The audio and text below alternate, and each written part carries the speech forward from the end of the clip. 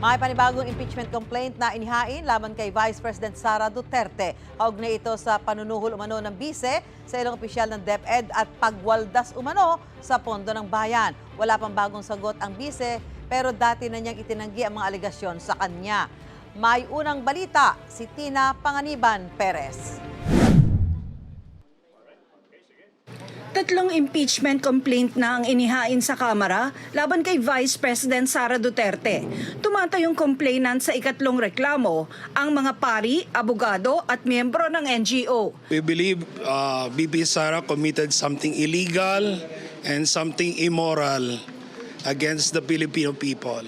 For us, thou shalt not kill, thou shalt not steal, thou shalt not bear false witness. Kasama raw sa mga dahilan kung bakit dapat matanggal sa pwesto ang bise, ang anilay culpable violation of the Constitution at betrayal of public trust.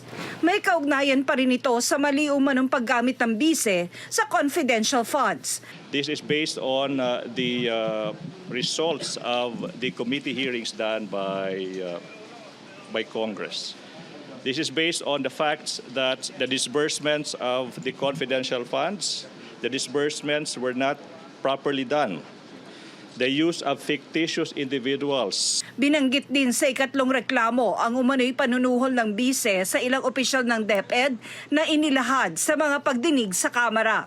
Tanong ng mga complainant, kung hindi i-impeach si Vice President Duterte, ano raw ang pipigil sa ibang opisyal ng pamahalaan sa paglustay sa pera ng taong bayan?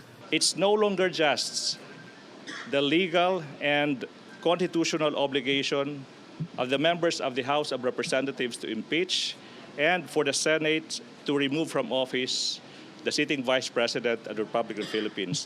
It has now become their moral obligation to do so. Inendorso na ni Camarines Sur 3rd District Representative Gabriel Bordado at Aambis OWA Party List Representative Lex Anthony Chris Colada ang ikatlong impeachment complaint. Sabi ni Bordado, walang sino man kahit anong ranggo o impluensya ang mas nakatataas pa sa batas. Ayon kay House Secretary General Reginald Velasco, hindi pa niya natatransmit ang naunang dalawang impeachment complaints sa Office of the Speaker. At gaya ng naunang dalawang impeachment complaints, ang ikatlong reklamo ay ire-review ng Legal Department ng Kamara. Sinusubukan pa ng GMA Integrated News na makuha ang panig ni Vice President Duterte.